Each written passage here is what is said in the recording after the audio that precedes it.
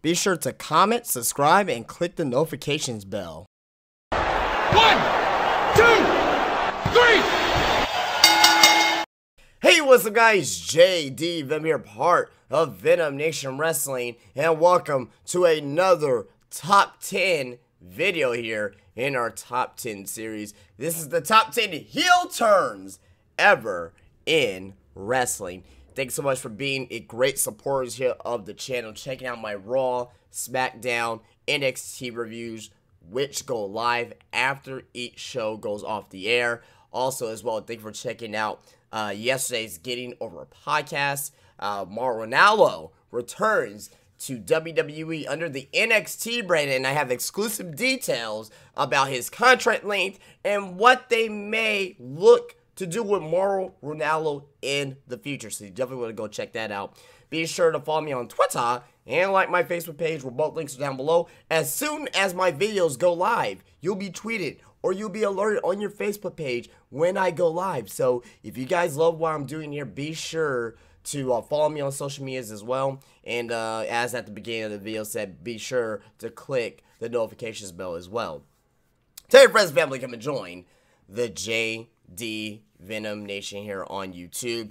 And enough promoting, enough all those shenanigans there. We are here to talk about our top 10 this week, and this is the top 10 heel turns in wrestling history, in my opinion. I mean, everybody's gonna have their opinion. Leave your top 10 down below and let me know what you think about this list here, and give me your top 10 as I mentioned, so we can compare lists.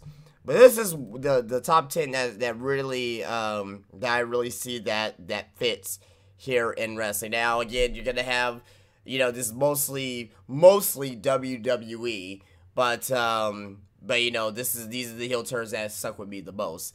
And let's not waste any more time. Let's start off with number 10. Coming at number 10 is possibly, looking at this here, it's actually one of the most recent ones here on this list here. And it's a heel turn that I remember I was watching the pay-per-view live. It was either, I think it was either Bragging Rights, or it was another jointed pay-per-view that WWE had, like a Breaking Point or something like that. But be that as it may, it was in a triple threat match for the World Heavyweight Championship. It was Rey Mysterio, it was Batista, and I forgot who the champion was. It was back in 2009. It was possibly CM Punk. I believe it was CM Punk, who was still the champion at the time. But it was Batista turning on Rey Mysterio after being frustrated that Rey, you know, at one point in the match, you know, cost Batista the World Heavyweight Championship. And everybody remembers this. At the end of the match, he gets on the microphone and he's all like, he said, I'm not your friend anymore. I'm gonna tear your damn head off. Clotheslines Rey Mysterio. It's so funny because Batista and Rey, you know, they're obviously tag team champions, obviously because of, you know, A Guerrero's passing. They were both, you know, good friends with A Guerrero. You know, we already know the story with that. But what's funny about this is the classic line, "You're supposed to be my friend!" And he tosses Rey Mysterio into the barricade. And I remember watching this back in 2009, and I was like, well, that was fucking funny as shit. And it's still funny to this day. Just Batista just tossing poor Rey Mysterio, you know, into the barricade. And remember, this was pre-WWE Network, so back in the day, I used to watch it, you know, at Buffalo Wild Wings, and you know, there was families there with the kids and stuff. They're all little kids were crying. I was over here laughing, and I was like, yeah, Batista, fuck yeah. But a very memorable moment here for me, though, and I think it's top 10 worthy. I think it's top 10 worthy just because of what happened and the memories from it. And you got the best heel Batista of all time. Spotlight on me! You know, with the rivalry John Cena, where he's you know, he's like, you know, you got fans where you could go with hug and kiss the fat girls, wherever it was, wherever the exact line that Batista was telling John Cena during their rivalry, going into WrestleMania 26. But you know, but great stuff for Batista, and you know, and I wish that Batista will come back, but I don't know if we're gonna see him back in the WWE anytime soon, or I don't know if I even want to see the Batista back in WWE at all. But Batista turned on Rey Mysterio, I believe, bragging rights, 2009, if I'm not mistaken. But I know it was in 2009 for sure, in the fall. Comes in at number 10. Coming in number 9. I know this exact one and what happened in the exact match and exactly what happened here. Is back in the mid-90s in WCW, you know, you had, you had very, very not good stuff on WCW at the time. I mean, you had, Hulk Hogan, and, he was being booed out of the building. You had stupid stuff like the Yeti. You had just stupid stuff like the monster truck sumo match. And ironically, everything I'm naming off here, it came at the same event, Halloween Havoc 1995. And there was a tag team match between the Four Horsemen and Sting and his partner. His partner's number 9 on this list, Ric Flair. Yes, Ric Flair. And Sting is the dumbest man ever in professional wrestling history. Reason being is because, his teammates, whoever he's friends with always turns heel on him. You got Ric Flair. I mean, you got situations with back in the NWO Wolfpack. So there's a lot of situations where Sting is considered as the dumbest man ever in wrestling history. But hey, it is what it is. But the match was the Four Horsemen at the time of it was the iteration of Brian Pillman and Arn Anderson taking on Ric Flair and Sting. But Ric Flair was not there at ringside. Ric Flair couldn't make it out to the ring. I mean, he was having car trouble, or he was attacked backstage. It was something to that extent. But Ric Flair finally made it to the ring. Made it to the ring, made it to the arena. Sting was getting beat up, whatever. And and one point, it was so damn good in this match where Sting was getting beat down by Arn Anderson. And, Sting was all like, or Ric Flair was like, stand tall, stand tall, stand tall. And Sting is all like, Nature Boy, just trying to reach out to him. Great shit. Shit like you never gonna see ever again in wrestling. But all of a sudden, Sting, he gets the hot tag. He gets the hot tag, and he's going to come in. He's going to take out the Four Horsemen. He does a strut in the ring. He does this little strut in the ring. And all of a sudden, bam, right hand to Sting. And the Four Horsemen was taking out Sting. Fucking amazing shit. Flair turned on Sting again. Not again, but prior. Back, it was in the early 90s. It was like 91, 92, around there. Where Sting joined the Four Horsemen. Then Flair turned on Sting. But great stuff here, and just, if anything to go back watch from Halloween Havoc 1995, it will definitely be that moment, because it's just the build towards the match was pretty good, and just with Ric Flair just turning on Sting out of nowhere was even that much better. So Ric Flair turned on Sting at Halloween Havoc 1995 comes in at number 9.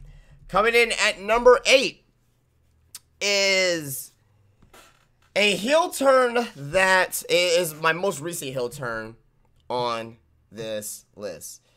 It's a heel turn that really broke up possibly the best faction within the last 5 years, I want to say, in the WWE. I mean, it's not really that much factions within the past 5 years of WWE that's noteworthy, but this one was it, and that was the Shield.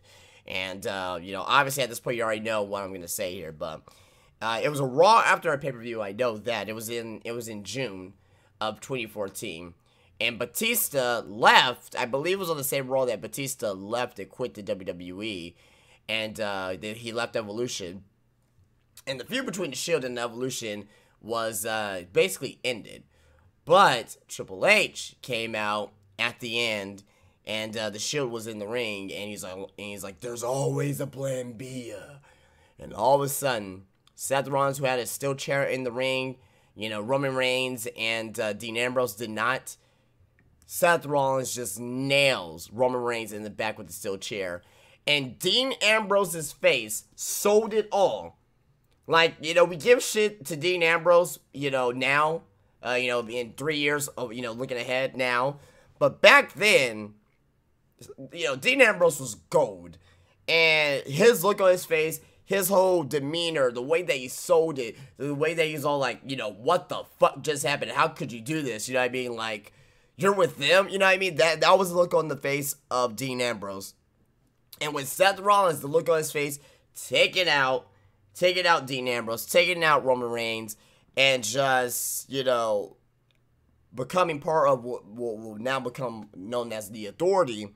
Seth Rollins went on to win the Money in the Bank. He went on to cash in the Money in the Bank briefcase at WrestleMania 31 and became the World Heavyweight Champion. And that right there has what made Seth Rollins today. Seth Rollins is a top 5 guy in the company. You know what I mean? And it all started with this heel turn here. Now he's face again. Now I kind of wish they could have did this with maybe Dean Ambrose or Roman Reigns, because I have a feeling that Seth Rollins could still have a heel run. But you know, you see what happens when you turn them heel. You see what happens when you turn a guy heel, and you know, at the end of the day, it makes them a bigger face.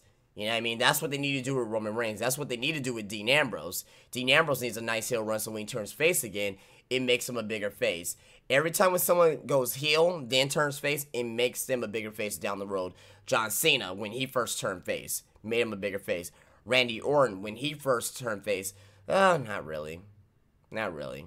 I'd take that back, actually, with Randy Orton. I'd take that back with Randy Orton, because his face turned. It was good, but it wasn't as good as it was supposed to be, because Triple H kind of killed that. But when Batista first turned face against Triple H, that was a little bit better, going into WrestleMania 21. It's the same exact thing here. But Seth Rollins, taking in Plan B, he ain't sold out. He bought in, comes in at number 8. Coming at number 7 is a heel turn that I think is kind of overlooked. Either you really love this heel turn, or you don't really think this heel turn, not necessarily was good, but you overlooked this heel turn. And I almost overlooked it myself until I realized, oh, you know, this is a fucking great heel turn. And this is one of the best. Like, the heel was justified in this situation. He had a right to do what he did against the guy that he turned heel on, because it makes sense. But the fans, you know, they still pick this guy to be the heel. So back in 2008, there was a match at Backlash between Batista and Shawn Michaels. Shawn Michaels in the match, you know, was faking a leg injury, and somehow he beats Batista with the Sweet Chin Music. In that match was special guest referee Chris Jericho. Chris Jericho realized on what, you know, Shawn Michaels did, and he was like, well, you know, that's a cheap way to win. You know what I mean? And they were having a highlight reel. Well, the fans were still cheering for Shawn Michaels, even though that Chris Jericho pointed out that Shawn Michaels kind of, you know, had a cheap way to win. And, you know, Chris Jericho had every right to do that, because, you know, he was like, well, you know, hey, you know, you're supposed to be this honorable guy. You know, you're supposed to be, this great figure for the kids, but you won like that. But the fans were still booing Chris Jericho, even though Chris Jericho was in the right in this situation. So Chris Jericho, ended up getting frustrated, attacked Shawn Michaels, put his face through the Jericho 3000, 5000, wherever the hell it was at the time. And Shawn Michaels, you know, basically, you know, was left in a bloody mess. They had, you know, the match well, now I won't say match of the year, but the feud of the year of 2008. You know, when they had another match, I don't remember the pay-per-view event, but when you know, Chris Jericho won by, you know, it came like to a no contest, or Shawn Michaels was unable to continue, and Shawn Michaels just bleeding from the fucking face, and just Chris Jericho just kept punching him in the eye, punching him in the eye. Very great stuff. And Chris Jericho had another match with Shawn Michaels, I believe back in 2008, when Chris Jericho won the championship, or they had another match after that. It was a ladder match, I believe, if I'm not mistaken, that they had. It was before Survivor Series 2008, because that's where Jericho lost to Cena, but I believe they had a ladder match, which was pretty good as well. But feud of the year 2008 for Chris Jericho and Shawn Michaels, and Chris Jericho turning on Shawn Michaels comes in at number 7. Coming in at number 6 is our oldest heel turn here on the countdown. It was a heel turn that happened back in, it was either Thanksgiving or probably New Year's Eve or Christmas Eve or Christmas Day. I don't fucking remember, back in 1982. It was a match between Kerry Von Erich and, at the time, NWA World Heavyweight Champion, the Nature Boy Ric Flair. And with that, you had Michael Hayes, part of the Fabulous Freebirds, who were a face faction at the time, being the special guest referee. At one point in the match, Ric Flair was knocked out. Kerry Von Erich did not want to go for the pin because he did not want to win that way. And basically what happened was that Ric Flair got in the face of Michael Hayes. Michael Hayes knocked out Ric Flair. He was telling, hey, pin Ric Flair, you'll become the world champion, Kerry. Kerry didn't want to do it. He was too proud. He was a good old Southern boy. He didn't want to pin Ric Flair. And the cockiness, even though they were facing that time, but the cocky, Fabulous Freebirds, especially Michael Hayes and Terry Bam Bam Gordy, they took exception to that. All of a sudden, Michael Hayes was going to leave, was going to try to leave, but Terry Gordy was like, stay, continue the match. Then after that, we saw, Kerry Von Erich, he was trying to go out the cage. Then all of a sudden, you see Terry Gordy slam the cage door in the face of Kerry Von Erich. Ric Flair gets the pinfall. The Fabulous Freebirds escape. They turn heel. There was almost a riot that ensued down in Dallas at the time, at the Sportatorium. And, that's what began possibly the greatest faction versus faction feud ever in wrestling history of the Fabulous Freebirds and the Von Erichs. And the rest is history, as they say. But that comes in at number 6 here. The Fabulous Freebirds. Michael Hayes turning heel on the Von Erich family, and especially Kerry Von Erich. Coming at number 5, halfway through our countdown here, is a double turn. A double turn here, and there have been a couple double turns in wrestling history. Most recently, to note, it was Alberto Del Rio and Dolph Ziggler. That was a double heel turn there. That was most recent and memorable here. But double heel turn that I'm talking about here is at WrestleMania 13. It was a submission match. They had a match at Survivor Series 1996 where Bret the Hitman Hart defeated Stone Cold Steve Austin. Bret Hart, who was the face at the time, defeated the heel Stone Cold. At WrestleMania 13, they put on one of the best wrestling matches of all time, one of the best stories of all time between each other, with Ken Shamrock as the special enforcer. Bret Hart, who started to do heel tactics in this match, who started to take out the knee of Stone Cold, who really started to have that heel persona starting to seep out. And Stone Cold, who was being the resilient babyface in the match, bleeding from the face and, just everything that was being done. One of the best ways to turn, your top guy at the time heel and to turn a up-and-coming guy babyface, or technically tweener. We're talking about Stone Cold here, for God's sakes. Technically turn him tweener. It couldn't have been done any better.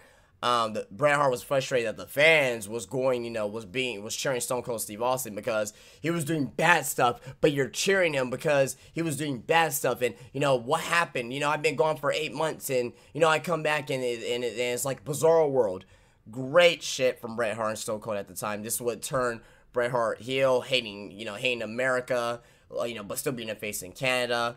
Also, as well, bringing back the new Hart Foundation with him, Pillman, Owen, Neidhart, and British Bulldog. The best iteration of the Hart Foundation of all time. And this took Stone Cold Steve Austin to winning the Intercontinental Championship against Owen Hart, to having that little mini rivalry against The Rock at the time for the Intercontinental Championship. Going into WrestleMania 14, and before they were winning the Royal Rumble in 1998, winning his WWF Championship at WrestleMania 14 against Shawn Michaels in a very underrated match, as the rest, as they say, is history. I know I'm going to be using that a lot, but that's very true with this here, because this would turn Stone Cold into top 3 of all time. Arguably the top 3 of all time. Definitely top 2 as far as merchandise sales is between him and Hogan. And, well, actually top 3. You count Cena. Cena's in there too. You know, people like to show on Cena, but he's in there too as far as, you know, as far as merchandise sales. But the double turn, Bret Hart turning heel and actually Stone Cold Steve Austin turning face comes in at number 5. Coming in at number 4 is a actual heel turn that was a year and a half in the making. It was a heel turn that saw and culminated from one WrestleMania to another. It was a heel turn that was, again, another a justified heel turn, in my opinion at least. The Mega Powers exploded, and Randy Savage turns heel on Hulk Hogan at Saturday Night's Main Event in 1989. Let's backtrack first. Randy Savage turned face. You know what I mean? Well, he was already face at the time. And, but his actual, you know, I guess where a lot of fans found out that, or realized that he's actually a face now, is when he shook hands with the Ultimate Warrior, and I believe it was at the main event or Saturday Night's main event, where, you know, Hulk Hogan, you know, defended, Macho Man Randy Savage when Macho Man was getting hit in the head, you know, by a guitar by the Honky Tonk Man and was being helped by the Hart Foundation. Randy Savage went on to win the WWF Championship at WrestleMania 4 with the help of Hulk Hogan after he defeated Ted DiBiase. Went on from there, you know, basically we had, you know, the Mega Powers versus the Mega Bucks at the very first SummerSlam in 1988. Then from there, jealousy ensues. Hulk Hogan was now being managed by Miss Elizabeth. Obviously, we know the relationship between Macho Man and Miss Elizabeth. And basically jealousy ensued. He thought that Hulk Hogan was trying to take Miss Elizabeth all to himself. As a manager, valet, as a, you know what I'm saying? You guys know what I'm saying? But seriously, you know, Randy Savage is justified to feel that way. He used to say, I love Elizabeth. If you remember the WrestleMania 5, going to WrestleMania 5, where he just did the complete recap of the storyline. You know, fucking Randy Savage just was saying that, when you say that you love Elizabeth, you got my blood boiling, Hulk Hogan. I hate you. I hate your guts. And that's what's going to be left on the match after WrestleMania 5. He just made like a face like he was taking a shit on himself. But before then, the heel turn happened. Miss Elizabeth gets knocked down from the ring apron in the match. And, you know, and basically, Randy Savage left in the ring. And I forgot who they were going up against. It's just escaping me now. I don't know if it was the Hart Foundation. I don't remember. I honestly don't remember. But be that as it may, you know, Randy Savage goes in the back. He takes the pinfall. He goes in the back. And basically, you know, Hulk Hogan's there with Miss Elizabeth. You know what I mean? And in the medical room, Randy Savage, he's like, what are you doing? And he's like, what are you doing? And basically attacks Hulk Hogan, you know, knocks over the medical tray, you know, the supplies all over the floor, and fucking, you know, Hulk Hogan just being decimated by Randy Savage. And Randy Savage, you know what I mean, goes into WrestleMania 5 as the heel, even though it was justified as the heel for the, you know, for a year-long title reign. And Hulk Hogan beats Macho Man Randy Savage, of course, because that's what Hulk Hogan does. But that heel turn, that storyline, the Mega Powers exploiting at WrestleMania 5, comes in at number 4 here. Coming in at number 3 is a fucking fantastic heel turn. Some people put it lower, some people have it at the number 1, but it has to be in your top 10 list if you are a wrestling fan. It was back in 1992. And it was I believe, at WWF Superstars. During one of the last episodes of Brutus Beefcake's Barbershop, there was a little bit of tension between the Rockers of Shawn Michaels and Marty Jannetty. Shawn Michaels and Marty Jannetty, they were not on the same page as of late as a tag team. There was a lot of miscommunication with the tag team. They were losing a lot of matches. And they wanted to air their grievances on the Barbershop. And, you know, at the end of it all, you know, Shawn Michaels was all like, you know, hey, you know, the Rockers are still the Rockers. You know, I mean, I want us to be tag team partners. Marty Jannetty agreed. And pretty much what put this over the top was the fucking fantastic commentary between Bobby the Brain Heenan and Gorilla Monsoon. Bobby the Brain was like, you know, after the Rockers, or after Bruce, because, oh, the Rockers, ladies and gentlemen, they were raising each other's hands. And Bobby the Brain was like, whoa, well, one's not so good without the other. And as soon as he says that, sweet chin music, super kick by Shawn Michaels to Marty Jannetty. And as soon as that happened, you know, fucking Heenan, the Brain was all like, see, I knew he was going to do that. Monster's like, are you serious? Of course, we know what happens. Shawn Michaels grabs the head of Marty Jannetty, looks in his face, throws him through the barbershop window, blood everywhere, you know, from fucking Marty Jannetty. And the line by Bobby Heenan was all like, you see, out of characterism, Marty Jannetty was trying to escape through the window. I'm sorry, it's great. You gotta watch it. You gotta watch it in full. You guys may have, of course, seen, you know, the actual video footage, but if you not heard the commentary, it just adds it over the top. Fucking Monsoon was like, are you serious? Like, God, just great stuff. Great stuff.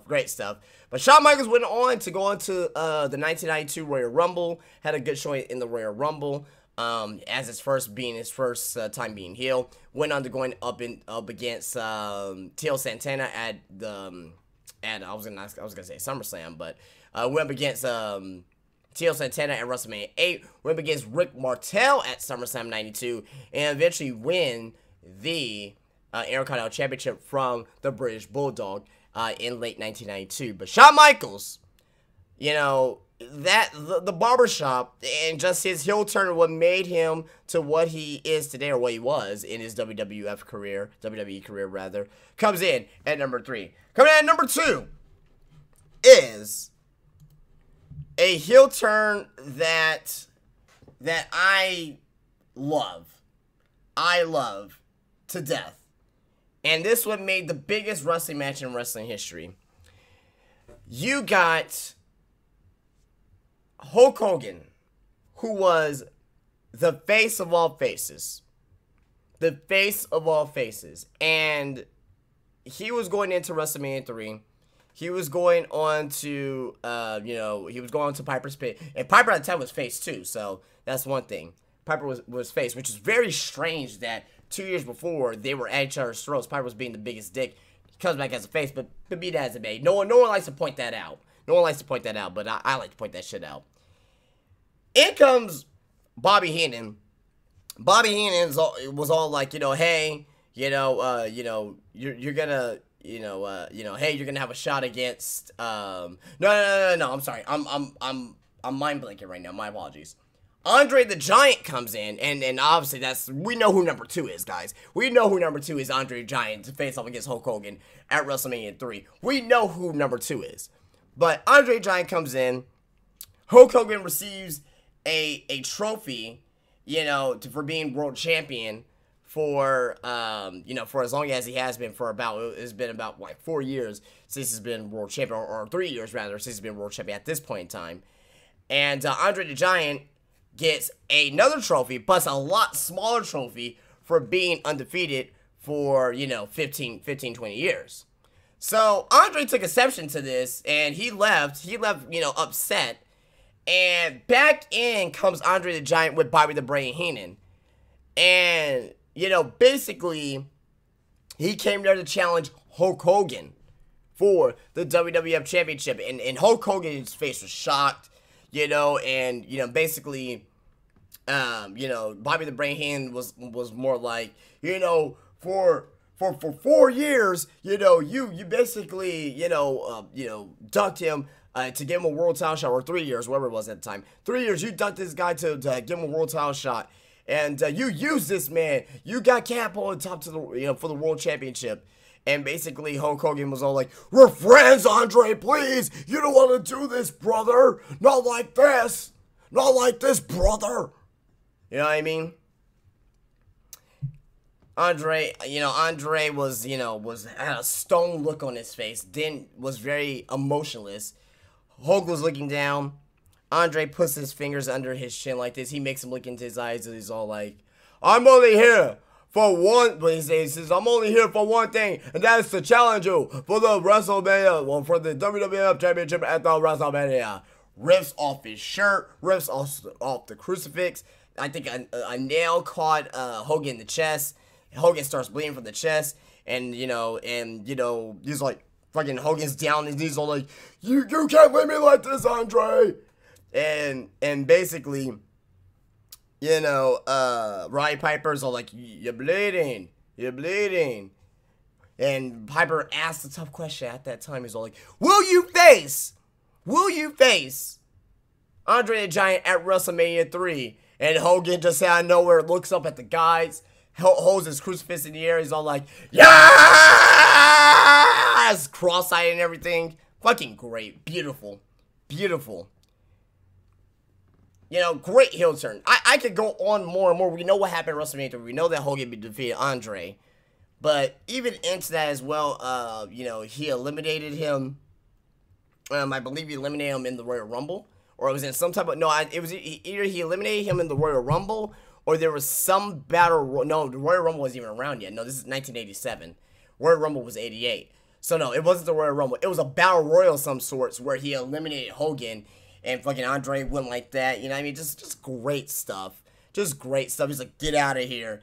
And the news conference as well, where you see Hogan and Andre sign it with with President Jack Tunney in the fucking middle, sign for the match. Hogan shaking, you know what I mean?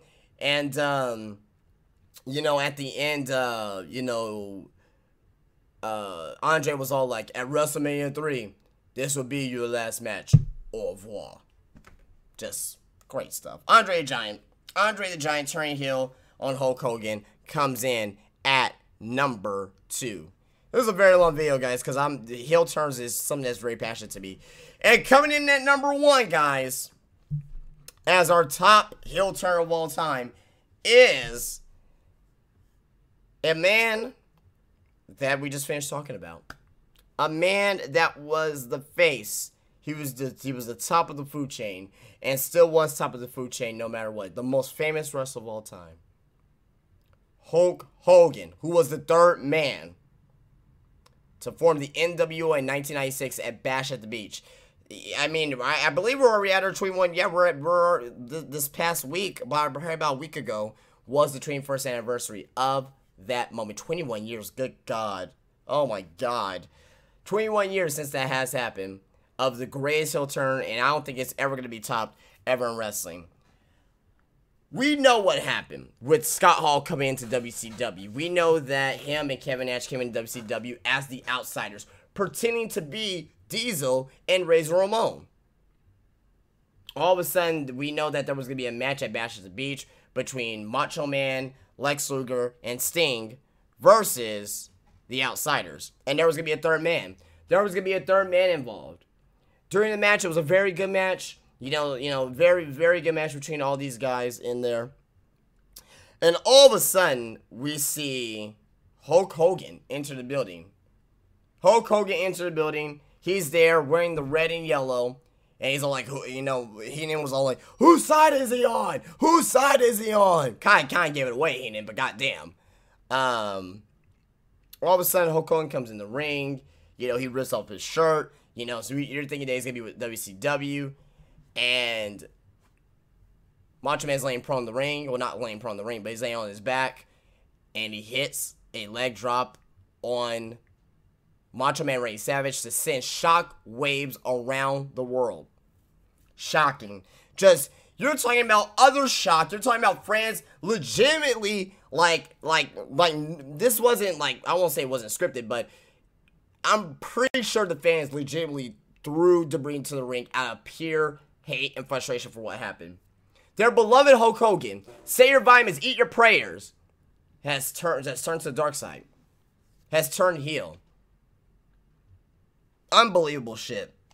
Hulk Hogan gets on the mic and basically says that this right here is the new new foundation of professional wrestling. You can call this the New World Organization of Wrestling, brother. He didn't say order, he said organization.